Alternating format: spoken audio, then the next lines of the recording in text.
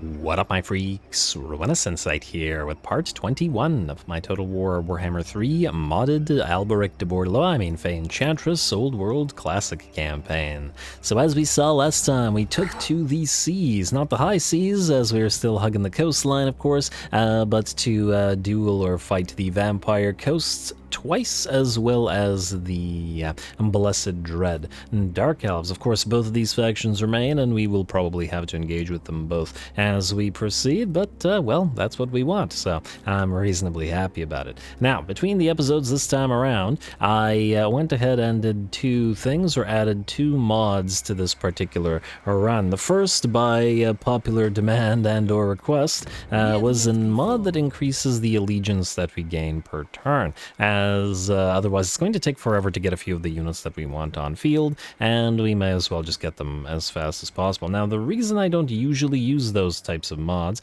is because they affect the AI, so this time I went with one that disables AI outpost recruitment, which means it can no longer borrow units from each other, as in the AI can't, but the player can, which I think will keep it nice and not too screwy. It doesn't matter all that much to the AI, and I'd really rather not have every single AI army get maximum number of outpost units because, well, A, it doesn't do it well, and B, it kind of, I don't know. It kind of breaks immersion a little bit for me when the AI does it. The other mod is the Trade Settlements mod, so that we can, at the very least, when we want to, get the Oak of Prophecy back into Wood Elf hands, as well as Pina Wood over here, and the Susuria Wood, which, like I said, I wanted to make part of the campaign goals for this particular campaign. They kind of represent the sort of outward or sort of outlying areas from our starting point in these three positions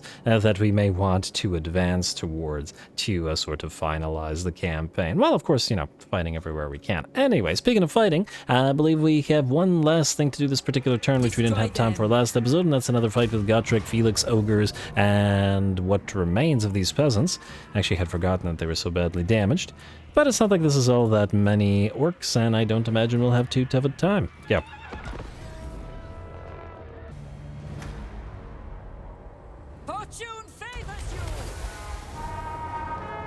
Alrighty, here we go. Gotrek and Felix are going to rush forward, and thanks to the fact that they now have, I forget the name of the ability, but wait, Gotrek should have it on him as an aura.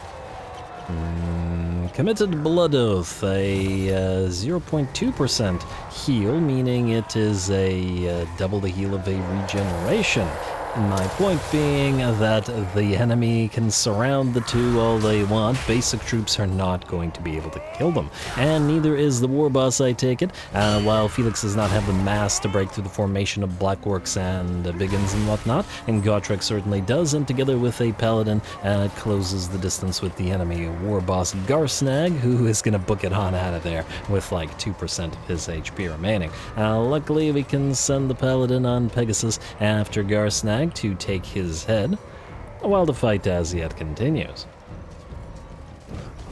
There we go, very nice. Gotrek will close the distance once more and try to get back to, well, fighting back-to-back with Felix, while the rest of the battle, is such as it is, as our reinforcements have not yet arrived on the field, is just the 3 units of man-eaters with ogre pistols engaging whatever units they can. In this particular case, being the boar boys. The boar boys did attempt to close and charge them, but, well, the man-eaters with ogre pistols are a much stronger unit, and boar boys make a much better target for them than regular orc boys do. And just by virtue of their smaller model numbers, smaller model count, although 80 is still decently high.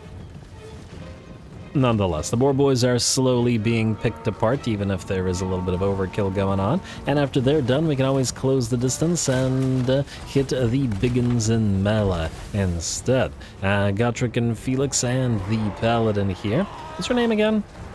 I keep forgetting this guy's name. Louis de Mia. I probably shouldn't be forgetting him because he was with the Fay Enchantress for about half of the campaign. And now he's here.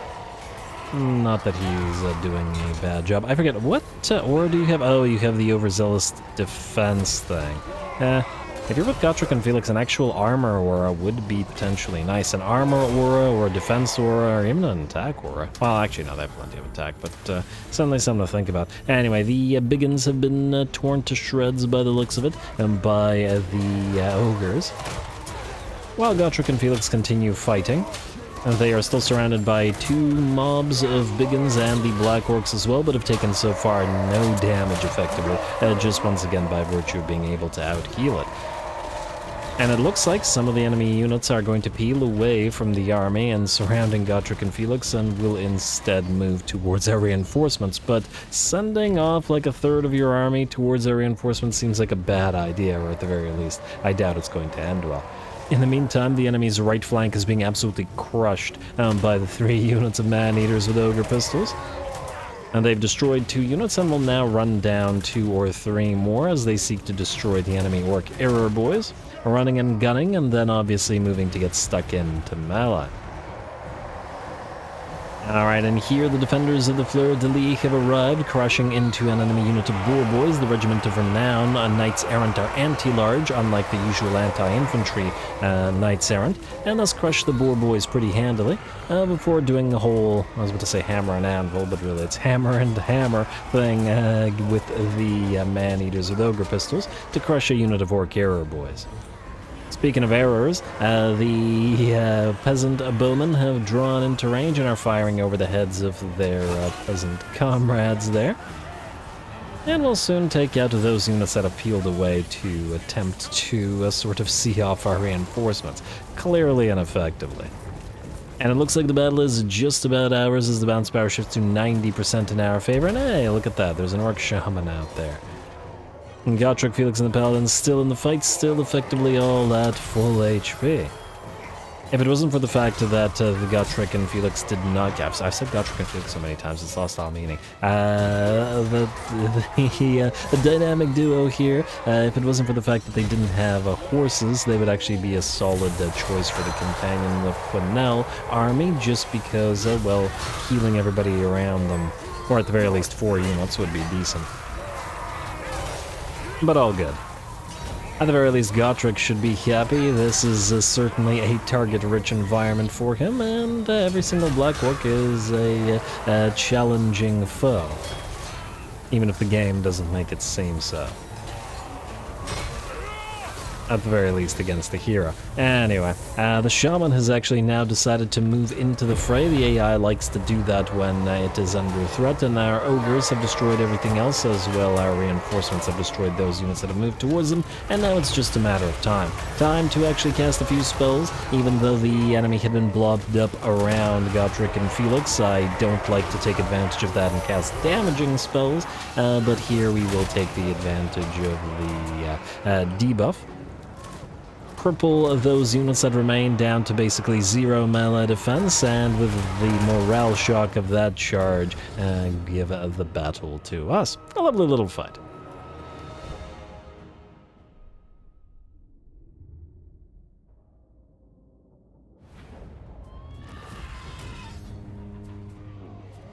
Alrighty, there we go. Nice little fight with, once again, Gotrek and Felix, well, if not quite carrying it, at the very least doing plenty of work, or at the very least Gotrek doing plenty of work. And now, with the heals available to the duo, they are no longer liable to die when surrounded by things, even if it's things like Black Orcs, as we clearly saw here. Very nice.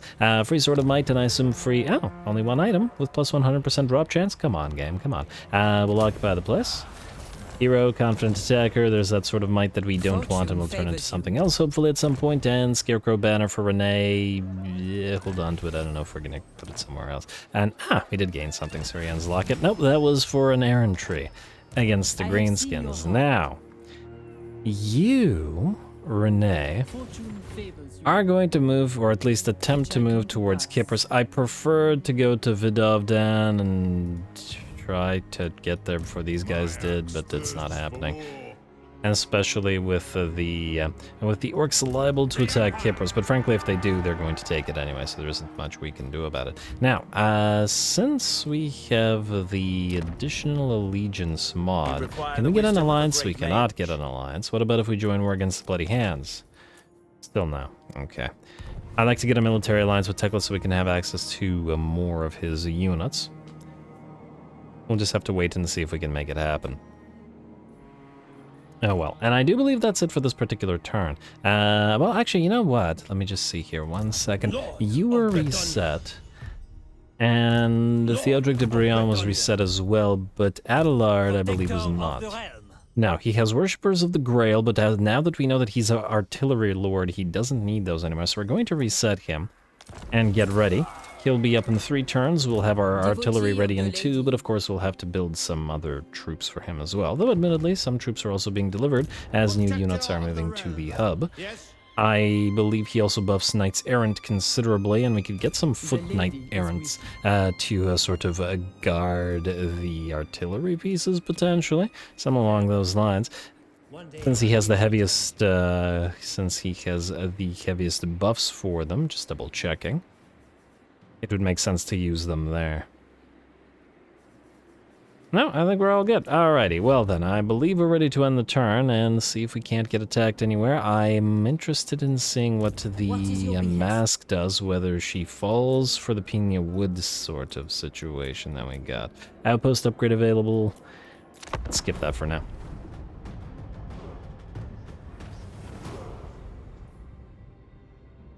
Oh, and I believe, unless I'm mistaken, the Duke of Gisoro is going to be back this turn, which means we can give him that knightly army that we currently have up north. And let him start doing things. Deathmaster, I am shocked that you're still alive. I don't know where you are, since this turned out to not be full of rats. He's got some random little ruin somewhere. I'm almost tempted to peace out with him just so we don't have to frickin' deal with him, but the problem here is he has all of these heroes everywhere, and they're going to keep attempting to assassinate us. At the very least, if we spot one of his armies coming from somewhere, we'll know that his faction is over at that location. But I currently see no Clan-Eshin armies anywhere. Oh well. I'll try to keep an eye on him. And I note that Lokir has gone back into attrition territory, which may not be such a good idea, buddy. He already seems to have suffered plenty of attrition over there.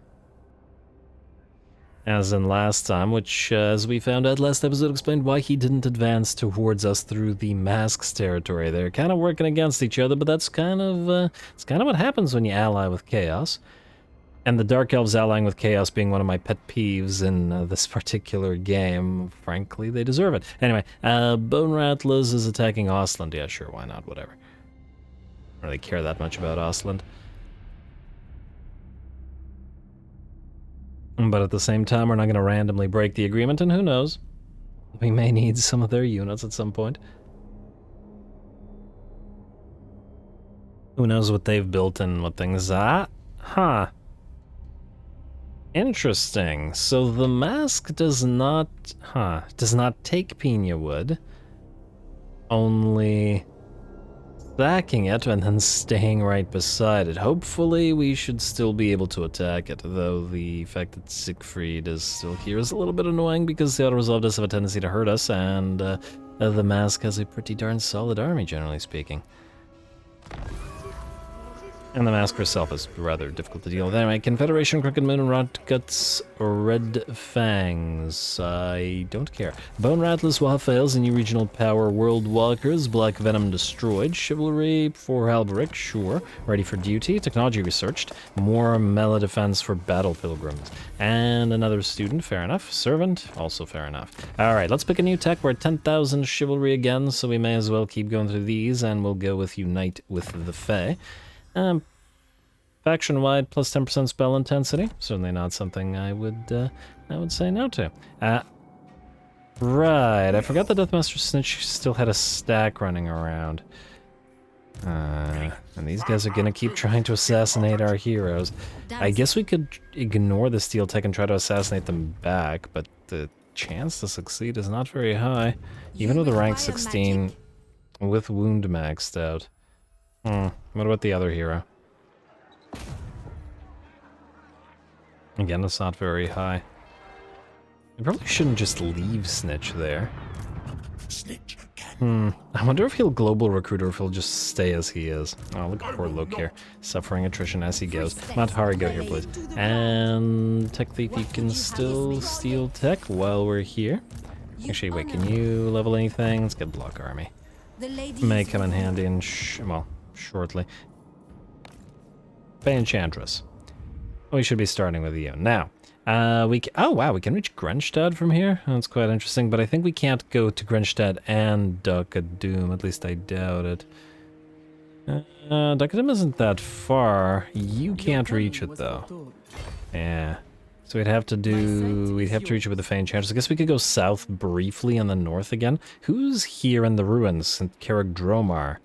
It's a bunch of rats. I assume this is all Clanferic rats? We are technically at war with them, which I actually, funnily enough, hadn't realized. Huh, go figure. And this is a minor problem because we have a caravan here and I hadn't realized it. Hopefully you don't get ambushed. You'd die if you got ambushed by a proper stack like this. Do we have an... Wait, this is not ambush defense chance, this is chance of caravan intercept. Aww. Alright, sir. Well, good luck. I wish you well. Whether you survive is up to you. Ah, they've taken Matorka. That's actually good. Alright, fine, fair enough. Then we will not go north. Well, these guys have taken Vidavdan anyway. I wonder if Thorgrim will now proceed to Somjak, which would be nice for us as well, but we need to deal with this nonsense, which means we have to proceed first to Kypros or something. You are gonna go this way. Gorkil would not be able to reach us if we go right here. You will reinforce. Renee, I'm gonna have you go into, I guess, channeling. Actually, you know what? Go into no, it won't work. Alright, go into Kypros, or at least close to it. And you know, maybe I should just march stance you to make sure that you can actually go in there. There you go. And then we'll try to proceed to Matorka. As we have little choice in the matter. Also, let's build it. Oh, right. This is not free anymore. Ugh, sickening. Spending money. You, Fay Enchantress. Let's head you to Doom, shall we? Should be a quick little auto-resolve as it is poorly defended. Look at this. This is like a garbage little half-stack. And is this a tier 5 fortress? Once again, I find it tier 5, occupied fortress, impregnable fort. Hey guys, impregnable. A real impregnable here. Auto resolve. I still don't understand the sort of reasoning behind the game design being that you cannot... basically, most factions get no use whatsoever out of forts. Can Bretonnia, though? Just out of curiosity. 3 men-at-arms, 3 foot squares, peasant, bowmen, knights of the realm, Pegasus. I mean, it's not a bad garrison, but it is a small one. I guess the game kind of wants you to garrison units here, but here's the thing. Even in SFO, there's no upkeep reduction within the fort. If the fort had, like, a minus 50% upkeep reduction, it would then allow you to swap in your own garrisons, kind of like the way that the Great Bastion works. But this does not, because reasons. Anyway, you go and reinforce. Well, reinforce. Go over here. Hopefully there isn't a pile of rats here at Dromar. Honestly, if those guys offer peace, I'd probably just peace out with them. Yeah, we'll take Muntzig. Huh. I wonder which rats are here down at Zenres. What is your behest? Remains to be seen. Anyway, Raponce, you are going to go to Tobaro, and you're going to go travel by sea because you have no choice. And because it would take like 8 million years to travel through the frickin' swamplands. Around Scave and Blight, you can steal tech while I have you, and let's keep an eye on Aranessa and all of this, see if she carries the day, while we deal with all of the rest of the situations. Also, wait, Aranessa, you have one, Raponce, rather, you have, you know what, let's name the questing knights here. You can be the peregrines, like so. Just because she only has the one unit of it, and I figured, you know, that seems to make... you know what, she also only has one Grail Relic. Napoleon bony parts. Like so. No trebs, okay, we'll deal with a little bit more naming later on. Bertrand, oh, wait. Selecting Bertrand reminded me of two things. Firstly, Montlec or Bergenhofen should now be possible. Yes, oh, thank you. Finally, that took like 8 million years. Give us all your money, you jerkface frickin'. Anyway, like so. Yeah, it necessitated building the Grail Chapel because it seems that the modded building just doesn't function, or the game doesn't recognize it as a military structure or whatever, and thus doesn't confer the appropriate value to it, so it is what it is. You go here, and you go here, Margot. Good. Alright, everybody's coming to the hub. And you, Maeva, with the... Why do you have one knight errant? Oh, I know I have one knight errant. I was going to grab a knight errant from you. Seers, I know the way. Like so. Alrighty, and then you are going to go southward and you're going to deliver these to Renee. Not Luan. I see much. Yeah. I have seen your heart. Although, I might swap these two around. I'm thinking if we go for a caravan army, maybe we'll want to do the beast lore rather than the lore of the heavens in the caravan. No, Curse of the Midnight Wind is nice and would help against the blob, but if we're getting hit by enemy range units, the problem will be that, well, we will need to help defend the wagons, and that would be much easier, function better with the Beast Lord. But anyway, I would also like to see this. Where is this army? Okay, so Smorbitz is trying to go after Tancred Castle and Landril Barrow. I'm going to ignore that. What I would like to do here is to grab another eagle for Gustav, like so. And those two eagles will go to this army. Beautiful. Speaking of this army, you are going this way. Though it looks like you're not really going to need to help against these guys here. You're still probably going to have to fight a few stacks of theirs when we make it up to their actual proper territories.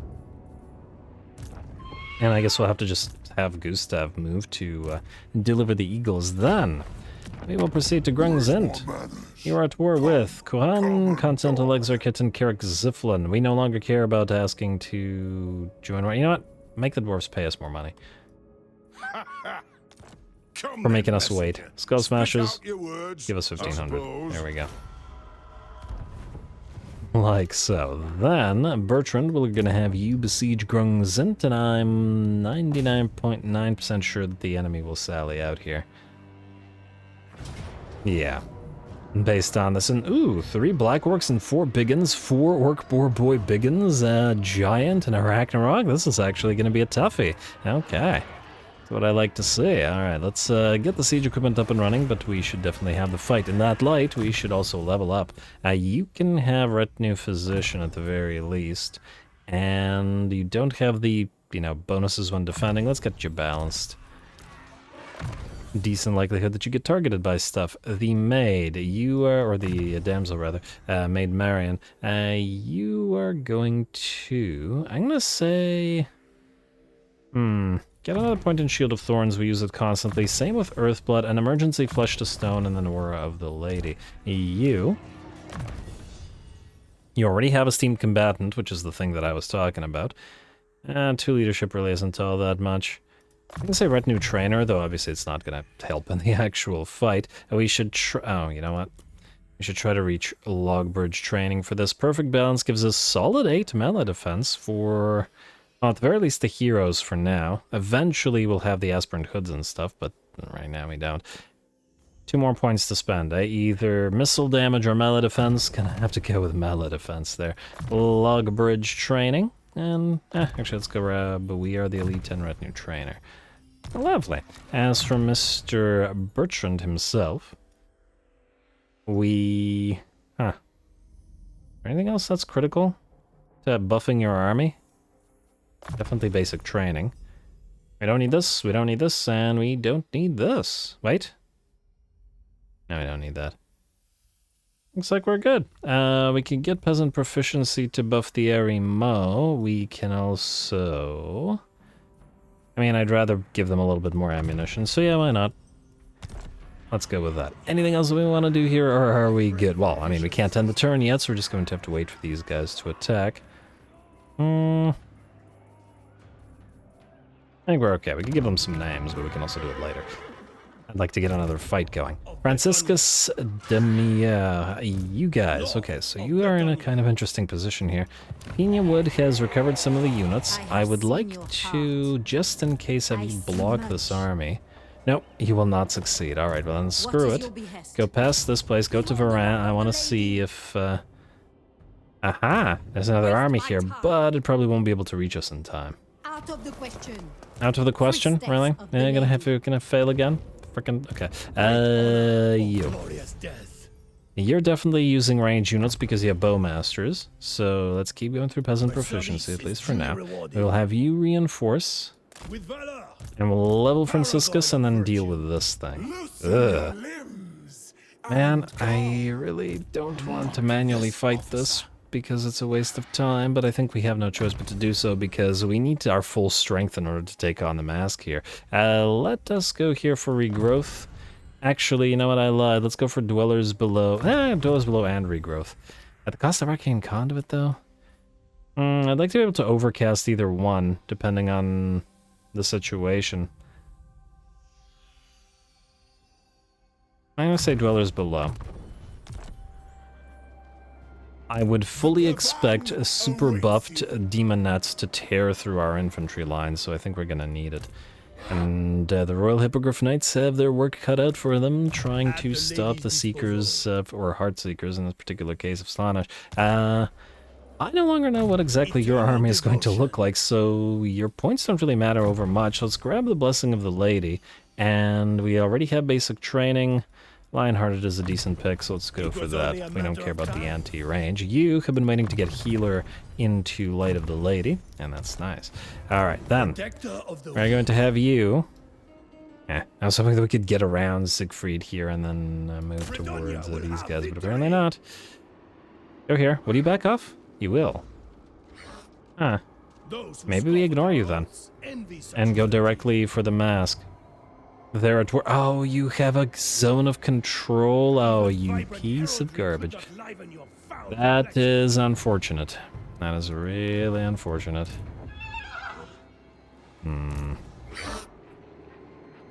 I am somewhat concerned that this will kill our movement range, but I think we'll be okay. Alright, let's go here. Oh, those poor bowmen are going to get ripped apart by the mask. Alright, let's go attack Siegfried. For the lady. And we will briefly put the Twilight Banner on these guys. And we're going to manually fight this real quick and just destroy the enemy with artillery fire by and large, I think, just to maximally reduce our casualties. It'll be worth it. Because we want to engage the mask and her army is really good and, you know, we got to be careful. The bonus 10 armor that the Virtue of Empathy provides that Franciscus has is really not going to do that much against all those armor-piercing demonettes. Alright, start battle.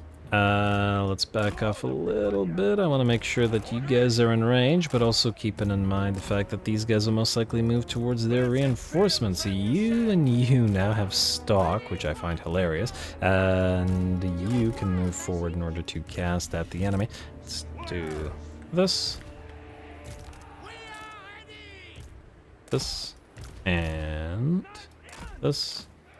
Get ready to charge as needed, again, hopefully without losing too many units. You guys can... I don't really care. At least right now it's not super relevant. Friar in the midst of all this, and you in the midst of all this, and I believe that's everything. Alright, so let's move you guys forward like so. I would like you to go and cast a spell. And I would like the artillery to target the more critically dangerous units. Way possible. You know, don't overcast this, just cast it here. Our fleet captain. Okay. Keep firing this. And there we go. There's the Dwellers Below. Just gonna clip them a little bit and let the damage go, and then we will just speed it up. Enemy will most likely eventually move towards us, but we don't need to take unnecessary damage, so we'll just wait until they do. And we can always cast another Dwellers Below as needed. We can even probably cast a Awakening of the Wood. There we go. I don't use it a lot, but, you know, when the situation calls for it. You know, pop off a Forbidden Rod. We do have plenty of modded workplates, so even if you hurt yourself, you can always heal up. You go here, cast another Dwellers Below. Don't tell me the reinforcements are here already. Well, ours are, which means the enemies are probably as well. Hey, alright, here we go. You guys move on in. In fact, you should move on to this and turn off skirmish mode. Let's get the questing knights in here as well, which will be very much needed to combat the mask. You guys can go into guard mode and keep attacking. I know this is annoying, but it's necessary. Ish. It's necessary-ish. Ish enough for me. Alrighty, and it looks like the enemy is moving towards us now. Yes, alright, let us get to you guys. Going after the enemy lord. You start moving. Keep away. And, I mean, I guess we could pop off another Awakening of the Wood if we really wanted to. The rest of the enemies coming are irrelevant. You guys move this way. Your knights errant, so I don't really... How are you hurting like this? That's rude. Alright, you guys go. Ah, they've stopped attempting to dodge. It's cute. Disrupt their formation with an Awakening of the Wood. Like so, you guys rear charge him and then blob. Oh, don't need the entire blob. Let's at least send the friar and some of these jerk faces. I turn off skirmish mode on you. Indeed I did. You guys can go charge this. Our artillery pieces.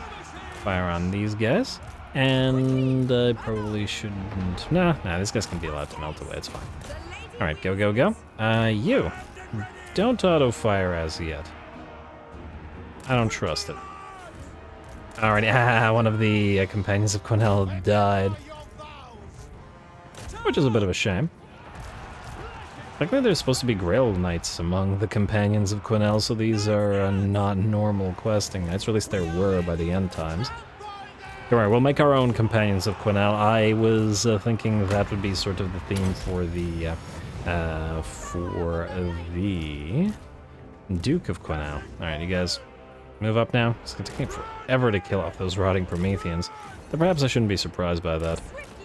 Alright, these little fellas are dead. You guys back off. Maybe don't take too much range damage. Let's get another Dweller's Bow. Let's actually speed this up. I forgot to speed it back up. And there we go. Enemies melting away now. You guys go kill this. You guys move away from the guns. Don't take unnecessary damage here. Like so. There we go. Alright. Now that that's dealt with, we can actually properly fight the mask. Probably only would have taken like 20 unit losses if we had just rushed straight at the enemy. But again, minimizing the losses. Actually, you know what I should have done? I should have charged the companions of Quenelle directly into them and had them move like significantly before the rest of our army and just popped off the Flesh to Stone, because it confers cannot die, so if all of the enemy range units targeted the companions, not one of them would have died anyway by virtue of that, and the rest of our army would have been able to smash into the rest of the enemies without taking damage. Well, next time. Live and learn. Or live and think of in hindsight, I guess. You can... You know what? Let's take the charge bonus. We'll need it for the fight. Warrior for Franciscus? Good. I would like Chaufoy to reinforce... actually, that's a question. Go here. And then circle. Are you able to... Okay, okay. No Dragonbane gem. Tollkeeper, not for you, but yes to the Tollkeeper. And... If you go here... Are you kidding me? Are you not in range? Can't freaking tell. Okay, I'm going to auto-resolve this. I'm going to assume it's not going to kill a billion of our units. Auto-resolve. Now, hello, we got a Seed of Rebirth out of that. Very nice. There's actually several lords that could work on nicely. Anyway, we will occupy Pina Wood, which would then allow...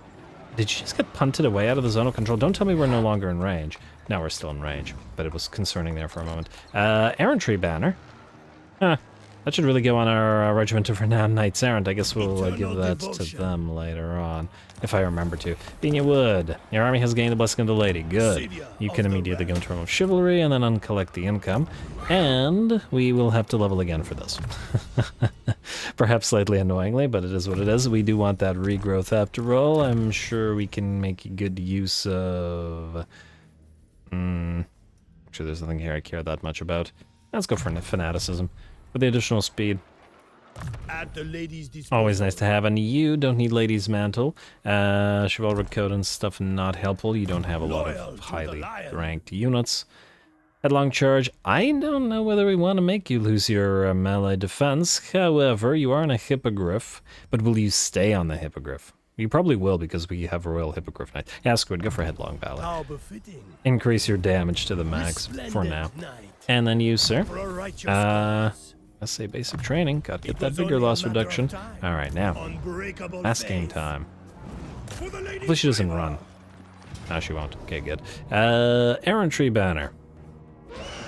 Well, the Companions of Cornell already have the Banner of... You can have... Well, actually, would this wouldn't really help here, but anyway.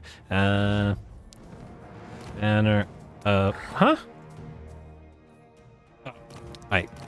Hello? Okay, there we go. That didn't quite work the way that I wanted it to. I'm gonna say keep the Twilight Banner for the stock on these guys. I don't know if it's gonna be quite as useful here, but without any anti-air, these guys are gonna have a problem anyway. What do we have here? Will execute units in combat below a 20% hit point threshold. Oh wow, okay, we gotta pay attention to that. I don't like that at all. That does damage too. Good against large combatants. Okay, we'll pay attention to that. In the meantime, go.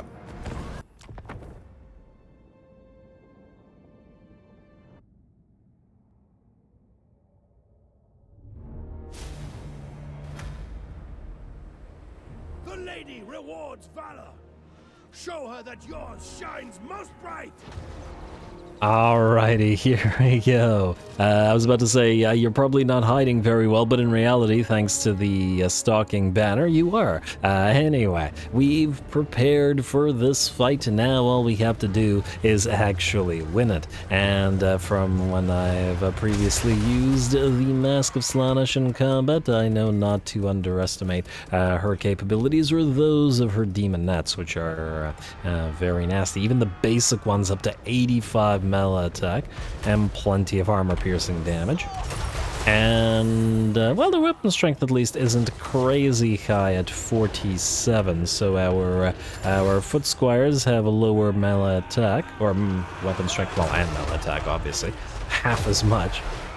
But hopefully that won't be too bad. Anyway, the enemy is moving fairly quick, and the relatively loose formation of the demonettes means that they don't actually take too much damage from our trebuchets. And now they close the distance with both of the foot squires and the battle pilgrims. And looks like the mask taking about 50% of the HP off of the friar, pretty much immediately, and opening up a hole in our line for the Heart Seekers of Slaanesh to move towards our artillery, followed by some Furies and some Seeker Chariot. In the meantime, over on the right flank real quick, we have intercepted some of the enemy flyers with the Royal Hippogriff Knights and with Franciscus. The Beast Slayers of Bastogne, at least until they can join Bowmen Beast Slayers' army, are going to have to do their best to hold off of the demonettes. It would be really unfortunate to lose these guys, considering the fact that we got a second copy from the Confederations, and I'd really like to keep those. Otherwise, over on the left flank is where we have sent our knights to intercept as many of the fast movers and heroes of the enemy as we can, including an Allurus of Slaanesh and a unit of Seekers of Slaanesh, which actually did a decent little bit of damage to the Knights Errant, but by virtue of the fact that the knights are essentially not stopping and continuing to chase them down, not letting them cycle charge, we're just taking advantage of the fact that we have more HP than they do, and the fact that Slaanesh is a glass cannon faction. And it looks like the Knights Errant carry the day. A little bit of a tougher situation for our foot squires, pretty much all of which are down to half of their HP at this point, but Franciscus has arrived in the center of the formation to duel the mask and has taken her down to about 30% of her HP. In the meantime, the Round Table Knights have charged together with the Royal Hippogriff Knights, once again a anvil or hammer and hammer situation, and have actually destroyed the enemy Heartseekers of Slaanesh, which had done so much damage to our artillery pieces, or at the very least had silenced all the crews. Our reinforcements have at long last arrived on the battlefield, but it does not matter as the battle is in effect ours. The Mask of Slaanesh will maybe take one more hit from Franciscus, or any of these lances. There we go, before falling. And her demonettes begin to melt away. The mortal followers, so limited though they are in number here, start to run, and it looks like the reinforcements were never needed at all. Very nice fight. Certainly a bit of a close call, especially for a few of the foot squires. This unit got absolutely torn to shreds by the demonettes, but held the line and just long enough for us to do damage to other units and then replace them. The Beast Slayers of Bastion held off 2 of those units of demonettes unsupported, and our knights obliterated all the enemy on the left flank, including keeping the heroes away, both War Shrine and Seeker Chariot, from our main line, which really served in preventing them from supporting the enemy, which I also think helped quite a bit. Anyway, a very nice fight.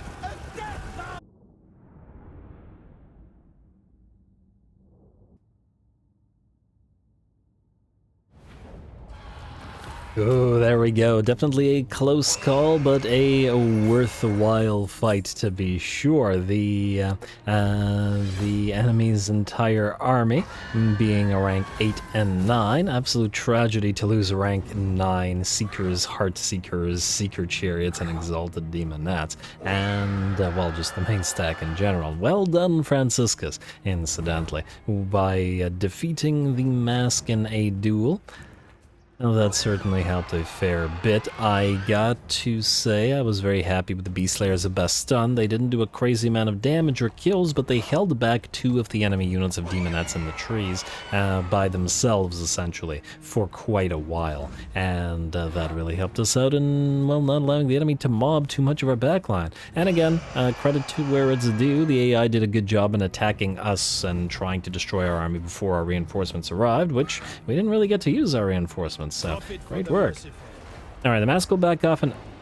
Really? Really? Okay, well, we're not catching up to that, I wager. Or are we? We are not. Yeah, that's how far you run. You run more than half... You run away more than half a full movement bar. Okay, game. That's not obnoxious at all. Not obnoxious at all. Alright, well, you're just gonna stay here then and heal up, and then we'll see what happens.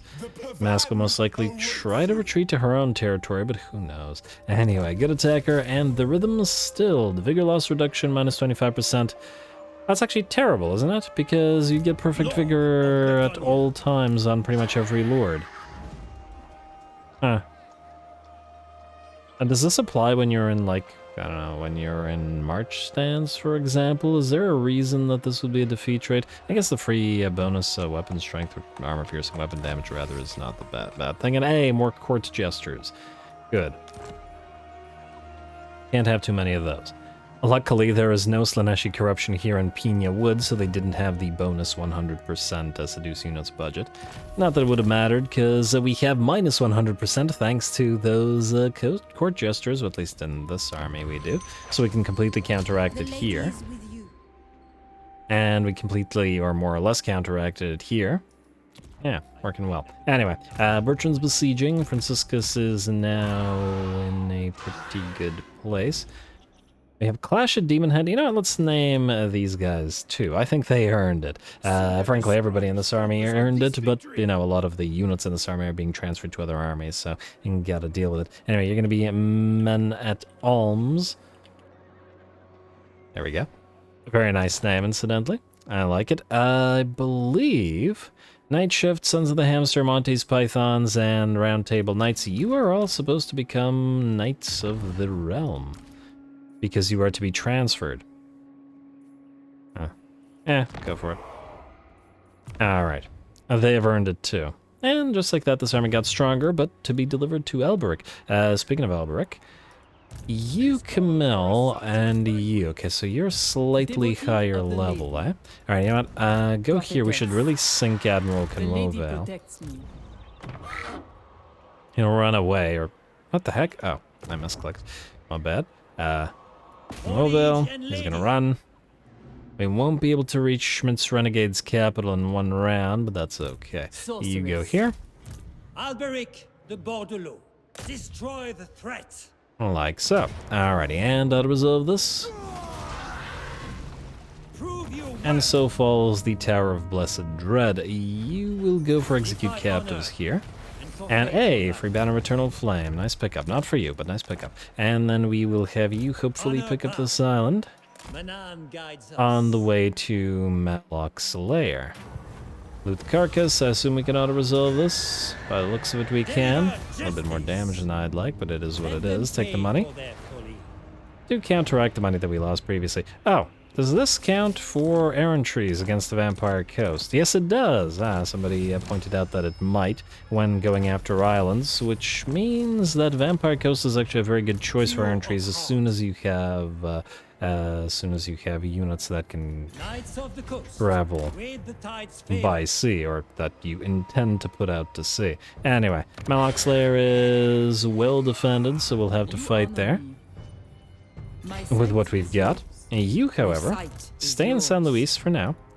I would like you to, for Mr. Alberic, do this.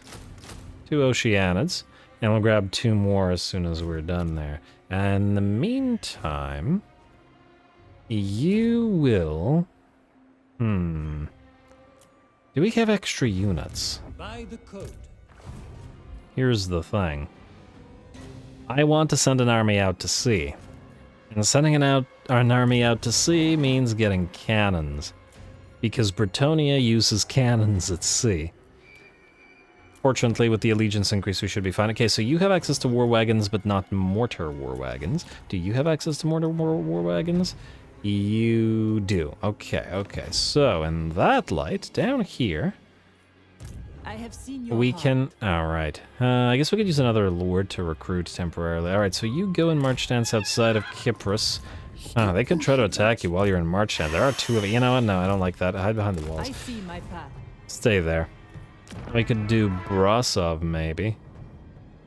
And just hope that there isn't another army to sort of capitalize on this.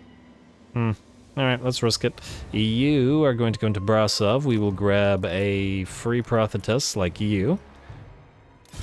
Beyond Michaud, you gonna get Inspiring Presence and Route Marcher, and then we're gonna have you recruit from Reichland 2 Mortar War Wagons. And from Wissenland to regular war wagons. Isn't that lovely? Just thinking about what else to put into other armies, but anyway, this will be a big part of the caravan formation for Gautric and Felix. They'll have the Ogre Mercs, they'll have the Gautric and Felix themselves, and I think, you know what, I've been very much enjoying this paladin who's been fighting together with Gautric and Felix this entire time. I think we will put him on foot, and he will join them in combat. He'll stay with them forever. Though I might, again, swap these 2 lords around, depending. I will consider it. Bertrand... Wait, I already... Shut up. Malene de Thomas, you... All the Wood Elves are going to Putrid Stump. I assume that they can take it without us having to deal with it. I don't like the fact that there's an Ironclaw army here, because they could jump past all of this and go to Carrick Norn. Not that we really care about Carrick Norn, but in theory we eventually might. Let's start moving this way. You should probably not be able to reach us here. You know what? Let's actually not risk march stancing. Yeah, you can march stance. Oh, apparently you cannot. The lady is with you. You can something stance. You can go this way as well. And then what I'd like to do is build some basic military structures here and here. I think, again, I don't really care about these mountains. We're going to give them to the Wood Elves most likely. I was originally going to trade them for these 3 because they're kind of in the middle of our territory. And I don't mind the sort of the forest having reclaimed the massive forecal here, and I could certainly see Wood Elves just sort of killing all the potential greenskins that pop up there. But at the same time, we could make use of the adjacency bonuses here, in theory. In practice, we may also trade Portsall to get it from these guys. It remains to be seen. Anyway, looks like Ronnie Shorthands is backing off. I would like Réolas Beaumont to occupy Merton. And I do note that his army is maxed out. Well, maxed out. His army is healed up now, which is a good thing, as he will need to fight again in short order. Oh, it's taking forever to level him up, though, which is why we're moving a paladin to try to help him out. Mr. Clovis Demier. Here. Alrighty, Leon Lebel. Do we not have a new... Oh. 1 turn until Hagen. I thought it was... Huh. Okay, apparently I miscounted. Fair enough, fair enough. 2 turns, 1 turn. Was it really last turn? Apparently it was. Alright, fine. Leon, you could go to Greskar Castle, or we could try to get you closer to these guys. The thing is, I would like to occupy these territories, especially those territories that we want to keep, or those territories that we want to transfer. Rather, yeah, channel right at the edge of this territory without suffering attrition. I would actually prefer it if these guys lost their army. But we'll most likely keep the Sigmarites here in Old Museon. Just let them live there, it's fine. I have seen your heart. Sigmarisheim is a thing. I don't mind it. I have no issue with its existence. Anyway, Jolene, Devotee of the lady. you are waiting for another Damsel of the Heavens, but you can certainly attack Durango, especially since you have minus 100% seduction budget. No seduction, beautiful. And that's one of the very nice things about having so many... Oh, minus 120%. That's the nice thing about having so many heroes in a single army. We don't have to deal with that Slaneshi nonsense. I'm gonna say here, you can reinforce and then you can back off. Just so we don't suffer, you know, attrition. These two will stay together until Leo Armisted's army is leveled up. You two are going this way, unless I'm mistaken. You're cunning? Yeah, you go this way. For the king. And what are you? You have booze cravings. You're supposed to go to Alberic because, of course, you have to have booze cravings if you're in a Bordelot army. Gustav the Savior. Funnily enough, we could actually move you into reinforce as well, get a little bit of bonus XP. I'll take it. And before you deliver these guys to Chilfroy. Like so. And we can auto Pyrrhic victory. Oh. This army is not in range. My bad. Now it should not be a Pyrrhic victory. Close victory. And our brigands with axes will still die. Alright, fine game, fair enough. If that's what you want, then I guess we'll fight. Do we need to level anybody? At the very least, I want Worshippers of the Grail maxed out, because, you know, obvious reasons are obvious. And I would like you to max out the Faceless as well, get Scavenge Weapons, to keep increasing the power of the Brigands in this particular force. Away we go.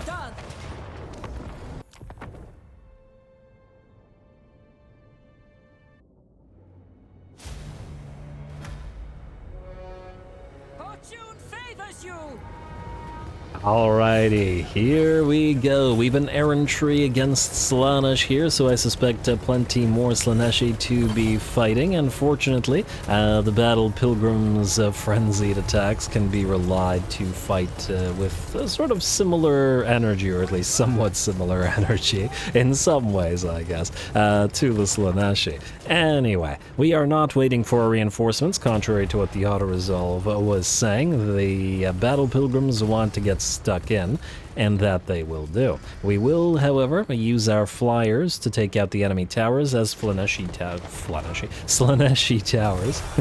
What is Slaneshi? Slaneshi towers are some of the best towers in the game. And certainly we should be wary of them.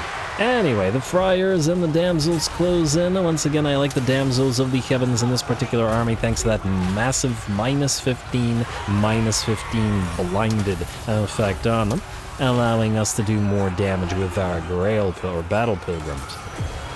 Together with their Grail relics and the holy auras of the dead Grail Knights, they should be able to take on their demonic foes, or at least that's the idea. Mobbing the spawn of Slaanesh, probably going to take a fair bit of time to bring them down. But we do have one anti-large unit available to us, and that is our unit of Royal Pegasus Knights, who are going to have to work overtime against certain units, but only after they have defeated the enemy lord, which is apparently a cultist since this is a settlement. Fortunately, regardless of these guys being anti-large, as in our Royal Pegasus Knights being anti-large, the single cultist is not going to survive for long. Meanwhile, demonettes and more spawn have come out of the enemy settlement and are trying to get through the platform. A friar, however, is holding them back together with a Grail relic. Why is it like this? Because these two were sent against the wall or to try to attack the barricade. Same with some of these guys, but they got blocked off and engaged much easier than the single entities. I'm really enjoying this little brawl against the battle pilgrims here. I'm glad I made this army. The Fay Enchantress also obviously uses her battle pilgrims, including the Holy Wardens of the Maison Tal, which we've seen many a time. Which actually reminds me, I wonder if we should get some huntsmen or something in some army to sort of represent the peasants' worship of Tal. On the other hand, I suppose our Erimo and our Brigands would kind of fulfill that role anyway, so perhaps not the biggest of deals. But anyway, I digress. What I was saying was that all of the other different types of units in the Fay Enchantress's army, whether it be the peasant mobs or whether it be the Grail Knights or the Fay Enchantress herself, don't quite let the battle pilgrims shine as much as they do here, even if they are stronger in her army. But here, the battle pilgrims will be effectively the sole focus, and damn well are they beating the enemy demonettes and marauders. They're beating something, certainly. Anyway, the balance of power has shifted to about 90% in our favor, though I think in part because our reinforcements have started to arrive on field, and not that we're really looking to use them all that much. We'll probably send in a few of the Brigands just to try to get them a teensy bit of extra XP, because those are the ones that are trying to evolve. It's a very specific army that we're trying to make happen there. And in order to make it work, we need full army vanguard deployment. Hopefully with the Green Knight now on field and conferring additional XP to units faction-wide, it'll make a few of these units level up a teensy bit faster. Anyway, there is still another unit of Chaos spawn, another anti-large, target for the Royal Pegasus Knights. Though admittedly, perhaps I should have moved them around to just break down that platform, which is kind of interfering with the whole situation. Not to worry though, we can just send some of the battle pilgrims around to either destroy the platform or simply break it down by capturing the minor supply location behind it. Otherwise, the blob, the melee continues. And interestingly enough, we actually haven't taken too significant amount of damage on the battle pilgrims, and they're doing fairly well. These ones at 100 kills and 16,000 damage. And keep in mind, we don't have any heals in this army. These guys are just fighting on their own. The friars will eventually have a minor heal available to them, but they need to level to rank 14 or 15 in order to have access to it. So without heals, these guys have been doing pretty good. Although again, the blinded combination with the Curse of the Midnight Wind is very nasty. The two combined is a -45, -45 melee attack and defense for the, I want to say 60 seconds, or is it 45? It's probably about 60. And again, Curse of the Midnight Wind is expensive. I'm just curious. This is the non-overcast version, which is 30-second duration. So maybe the overcast is either 45 or 60. Either way, it works nicely. And frankly, if we do go with 3 Damsels of Heavens in this particular army, we would be able to have a lot of uptime on Curse of the Midnight Wind, assuming we have enough Winds of Magic. And our damsel that is the leader of the army is a Damsel of Beasts, so the Battle Pilgrims will get the lovely Vissen's Wild Form to get their armor up, and to give them significant additional base weapon damage, which is great since their armor piercing isn't very high. So it increases their damage a fair bit, and will combine even more nicely with the buffs that the damsels give once they're obviously leveled up.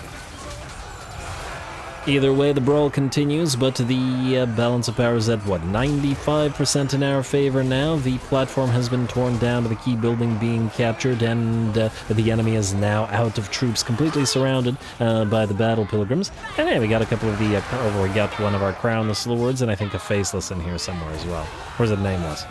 Whatever. Faceless, Nameless, Crownless, somethingless.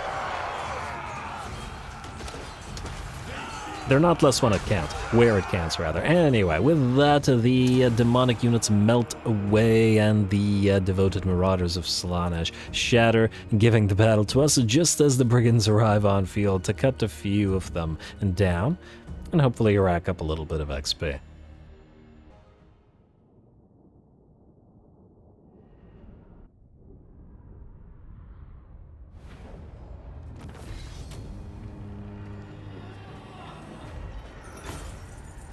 Alrighty, there we go. The Fay Enchantress may not have quite as many Battle Pilgrims, and thus can't really do the whole... Well, she can't do the same type of bums rush that we can do here, but, well, they're both different fun armies, and obviously the Fay buffs the regular peasant mobs considerably more, and allows them to be frenzied maniacs as well, so all good, all good. I like this army.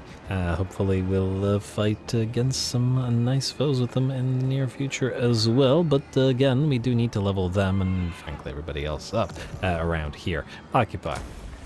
Alrighty. And the Slaaneshi Corruption will be dropping, but clearly the giant piles of court jesters are working. I am so glad that Bretonnia has a frickin' counter to the Slaaneshi the Slaaneshi Seduction, rather. I have played factions in the past which don't seem to have an ancillary that deals with that nonsense at all. And it was quite the hassle to do so, but since Bretonnia gets as many of those as you want, I guess so it's a land of court gestures. The fool dressed in motley, a symbol of Bretonnia as much as the Grail, huh? I do like that. There are a lot of Bretonnia memes after all, so I feel like the fool is a good icon as well. Another forbidden rod. Okay, I don't remember if we have any spare life casters that would still need one, but we shall see. Are you maxed out on Worshippers of the Grail? You are. Would have actually been nice if we had a paladin with the with the bonus to armor. Honestly, maybe we just keep it to 2 damsels. The reason I wanted 3 was to keep maxing out Enchanting Beauty soft spot for the small folk and Onslaught. With every single damsel conferring 13% weapon strength to these guys, they would start hitting really hard with the bonus 39 weapon strength. And the additional 15% physical resistance would make them pretty nasty, especially while waiting for the ridiculously long cooldown for Holy Presence. And because it is on cooldown for like 3 minutes or something like that, which I really don't understand, because it's a single use throughout an entire fight. Like, who cares? It's really not that powerful. Like, we have freaking Shrines of Nurgle, and this needs to be put on a massive cooldown? I don't know, man. Anyway, who else do we have to move? Oh, you know what we could do? Maybe name a few more units while we're here, though perhaps not in this army. Let us do some of the other armies that are coming along. Nicely. We have... What do we have here? Folcar. We have not used any maces in this particular campaign. We've used plenty of other men-at-arms, admittedly, but no maces, and so we are the... We are the mace men. Oh, it actually fit. Okay, I was... pleasantly surprised that fit. Questing Knights, so let's keep you in this army as well. You can be. How about... actually, no. You know what? That would better serve a questing knight in a Lord of Brigand Bretonnia. What is your army. behest? Yeah. Alright, let's name some of these Grail Knights then. How about that? You can be the Grail Train. And you can be... you can be Weekend at Baldwin's. That's great. That's another one of my favorites of this campaign. Great name. And same as in the pole arms as well, which we've used a couple of times, but, well, we only have 2 of them, I believe, or 4 maybe, in Renee's army, so we haven't used them that much at this point. You can be Les Jardiniers, and you can be the Carcassonne Guard, like so. I wish I remembered what type of men-at-arms took the nukes to the face. Was it an archer unit? I feel like it was a melee men-at-arms unit. I'm gonna say you. Oh, you know what? Maybe it was a spear unit. Does anybody have spears? Like regular spears? Rapunzel does. And she's kind of near to Skaven Blight, so I'm gonna say spearmen-at-arms, you're gonna be nuke fodder.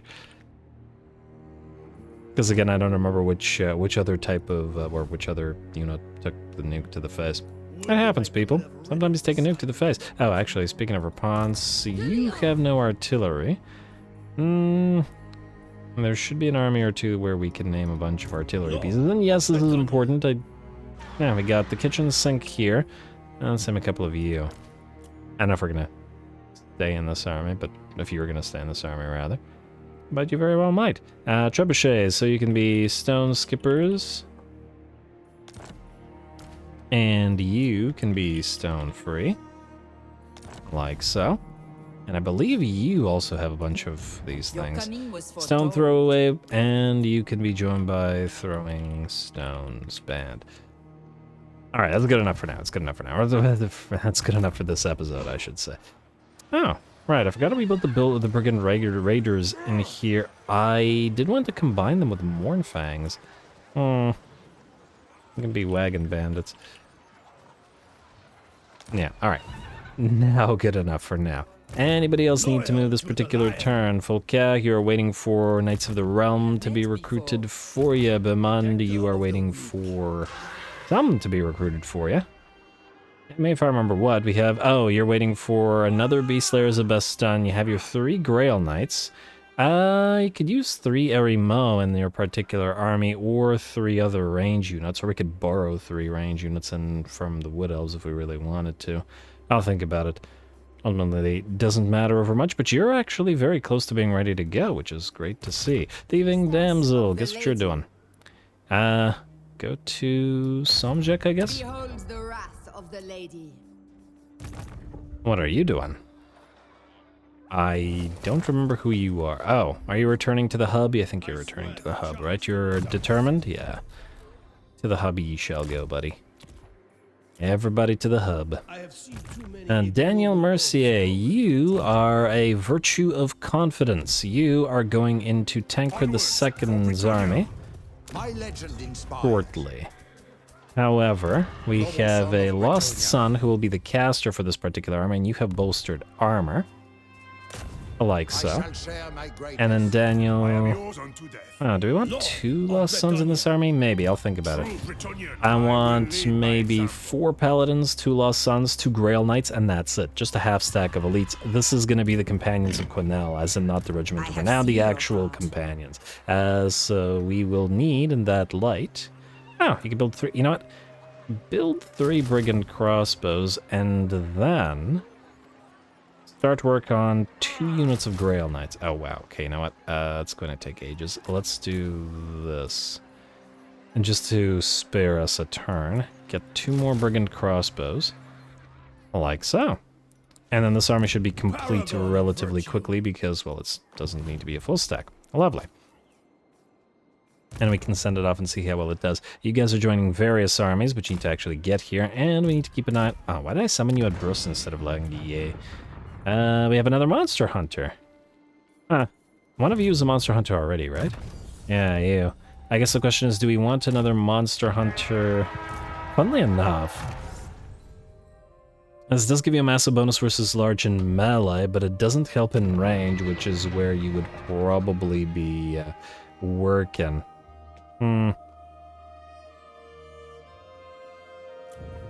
Therefore, this may not be super useful depending on the army. However, in armies where we lack anti-large, this may be actually a fairly decent option.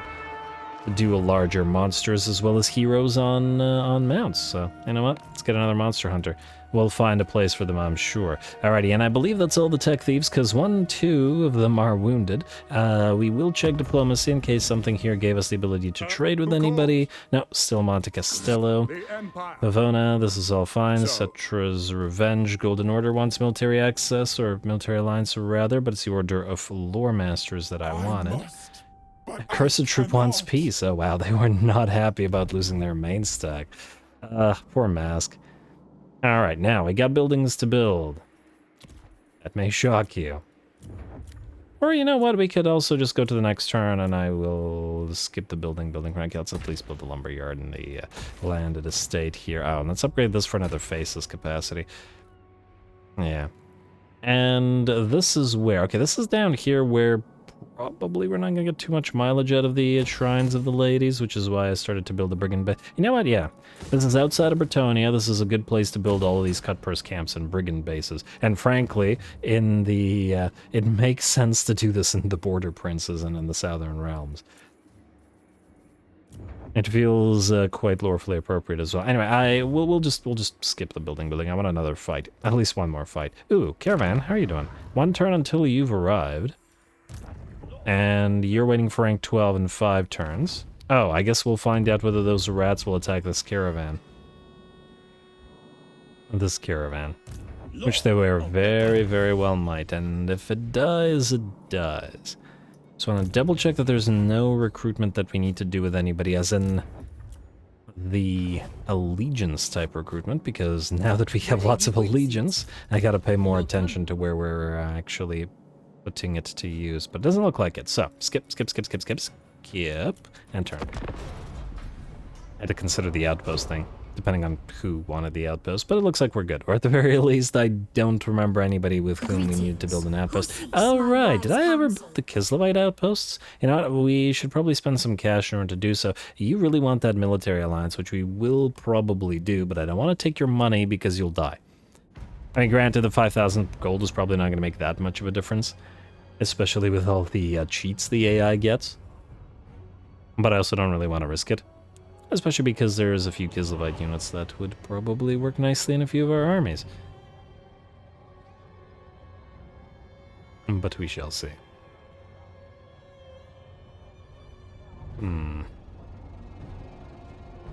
What do we have that could lead an army out to sea? Bretonnian... what do we have here? Ooh, yes. Definitely yes. Wait, you're actually attacking a walled settlement like this? Okay.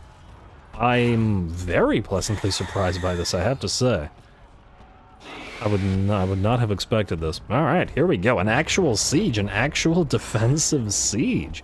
Is this the first time in this campaign? I can't even remember. Go.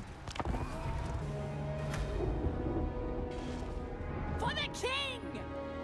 Alrighty, here we go. An actual defensive battle, though funnily enough in an imperial settlement rather than a Bretonnian one. But still, lots and lots of peasant bowmen arrayed upon the walls to fire down at the enemy, whether it be out here or out here, as the enemy has separated their army into 2. Now, sticking knights behind the walls doesn't seem like the way to go about it, and thusly we will charge the defenders of the fleur-de-lis out of the gate, immediately crushing through the line of goblins and clipping the black orcs, peeling away and getting ready to do it all again. All the while, if the enemy should choose to chase those knights, and they will take additional hits from the peasantry. Granted, the lack of armor piercing will mean that the black orcs are not going to take a lot of damage to them, but even with the missile resistance, the giant is relatively low armored and will fall in rather short order.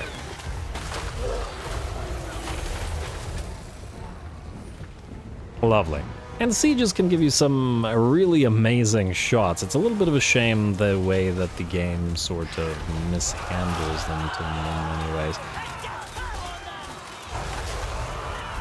Or at the very least, I would like the AI to be at least a little bit less cowardly, a little bit more willing to actually attack walled settlements. Anyway, the enemy lord did close the distance, but because we popped off the Curse of Anra here on him, non-overcast, single entity, he lost most of his HP, as regardless of the silver shield, he lost a lot of his armor, as it's a minus 50% armor reduction spell, and thus allowing the peasant bowman to do the damage. He's floating overhead for some reason, I'm not entirely sure why, but he is routed. And in fact, he has fallen. Lovely. It looks like the Black Orcs are nearly out, as the artillery and the wall towers have been focusing them as well, not just the enemy peasants, and frankly, it's a lot of arrows to run into. And most likely wasn't particularly pleasant for the Black Orcs. The poison drops them by 20% speed as well, and do we not have suppression on the... Yeah, the fort towers should also be suppressing them with a minus 40 speed reduction now. I guess they're just not attacking this particular unit. Either way, the Black Orcs had a very bad time. One unit remains and is going to desperately attempt to make its way through the gate. At the very least, that hides it from the arrows and the trebuchets, but it won't hide it from the defenders of the fleur-de-lis, which will clear out whatever units are running and charge into the enemy's rear lines. Over on this side is where the enemy deployed most of the units that... I see a piece of a squig. Well, as we can probably see between all the pump wagons and the colossal squigs and whatnot, the enemy could never go through the walls or over the walls here on this side, and most of them simply got destroyed. More reinforcements are making their way onto the battlefield, but unfortunately this is a bad army composition to engage in a siege. Sort of an ill-conceived siege, by the looks of it, as you can't go over the walls with all of those pump wagons. You have to rely on breaching the gate. We got boar boys, and lots of stuff that can't climb walls. Well, unfortunate for the orcs, but the bounce power has shifted to about 75% in our favor. A second war boss riding a wyvern has arrived, however, and is being held back by one of the units of spears that we left just out here in the, well, for the event that, or in the event that any of the enemy actually decided to move this way. And it looks like one of the reinforcing war bosses did. On the bright side, get to watch one of the war bosses fight for a while, as the poor little spears are not going to be able to handle him. Well, they are starting to dish out the damage. He's lost about 40% of his HP so far. Even if he has minced his way through 36 peasants. Actually, this is a pretty solid trade. A single unit of peasant spears for an orc war boss. I like it. And they're actually fighting roughly evenly, with the orc war boss only winning slightly. He's rank 19, but he has very low melee defense, and with the bonus versus large, it looks like it's enough to do damage to him. And this is soon, I guess, shortly, whatever, about to be the last unit remaining on the field, as this is probably the only one that we're going to have a difficult time killing. Our arrow units have sent the river troll hags packing. They did get a purple son of Zoraeus and a few spirit leeches off, but ultimately achieved little. Oh no, one of our peasant units got hit by a purple son of Zoraeus. Whatever will we do? However will Bretonnia go on? And looks like it was this river troll hag. Solid 12k damage, though. I wonder if that was just from the purple sun, or whether that was a, well, probably with a combination of a spirit leech or two. Either way, these are heroes that are going to fall here and will not return, as they will die. The suppression with the poison, the river troll hag could barely move away. Very, very nice. And it looks like we got the boar boys still remaining, but not for long. The enemy war boss has actually fled, but a couple of other units have actually decided to close the distance. The Snotling pump wagons, in attempting to go through the gate, I guess managed to catch the gate open while we were fighting the war boss. And thusly, the situation is looking a little bit more dangerous, or at least in theory. In practice, our paladin, which was otherwise defending where the enemy was thickest, has now has now arrived to help out. And with his anti-large bonuses, plus what remains two of these spears, we should be able to knock out the war boss. And he's gonna fly away, or at least attempt to fly away, but just as he lifts out of the sky, crows peck him and his wyvern to death as the Flock of Doom delivers the final battle, delivers the final blows rather, and the orc war boss and wyvern fall back into the waiting mob of peasants. They probably rip him apart. Lovely. I thought the banner carrier would be crushed by the wyvern, but there we go. Hey, and wyvern kills are pretty good. Kella of Garamont did kill some wyverns, or killed the wyvern a few times, to in order to become a Grail Knight, and thusly, you know, they're nasty things. With that, with the fall of the war boss, the battle is ours. There are some tactical boys and a few other units on field, and we will do our best to chase them down, as we still have a fair few of these Iron Clockwork territories and armies most likely to work through. Nonetheless, nice to see a siege.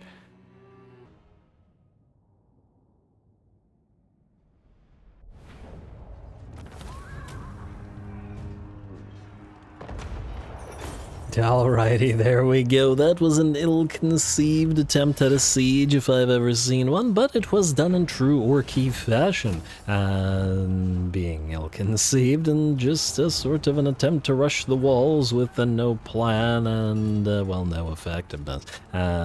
We suffered very little casualties, but at the same time, it's rare that we actually get an actual, you know, defensive siege, as the AI is a coward and generally unwilling to do this because, well, frankly, I wouldn't be surprised if the AI had been programmed not to take too many sieges because it looks like an idiot when it attempts it.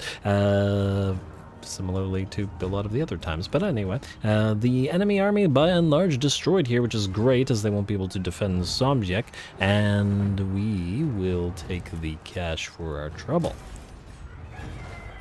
Nobody in that army, in this particular army, is named because they are the unarmored unit. Ecstatic Legion are the ones that didn't get built with the... out of the armored territory. Ooh, looks like Malene Dutramin is going to have a fight. Lovely, and there's a Wa in this army too. Ooh, gonna get some good fights next episode. Urson Revivalists, yes, enter war inside of ally. Looks like everybody's attacking Kislev now. But since Bretonnia is doing well, the Empire is doing decent. Kislev is not quite getting mobbed in the same way that it might otherwise have been. You want us to join the war against the Corsairs of Spite, which we will, in short order, but not now. The Accursed Troop, yes, we were expecting you to ask for peace, but that's not happening right now. I am Morgiana, Fay Enchantress. Continental Exarchate, you also want us to join these guys, yeah, that's fine. Huh, I wonder where the orc tribe that... the Black Pit tribe, I was about to say, that lives in the Black Pit lives. Go figure. Anyway, unfortunately, much as I would really love to fight this particular fight, we are out of time, and I'm going to have to call this episode here. Still, it'll be a great start to the next episode, as the Bertrand's Brigands are going to have to fight for their lives against a significantly stronger force, and without additional reinforcing units, plus the fact that we now are down to only 4 melee units compared to what we had before. So, should be a fun time. Stay tuned for it. Don't forget to leave those likes and comments below, as they will determine how long this campaign continues to run for. All glory to the algorithm. And thanks for watching.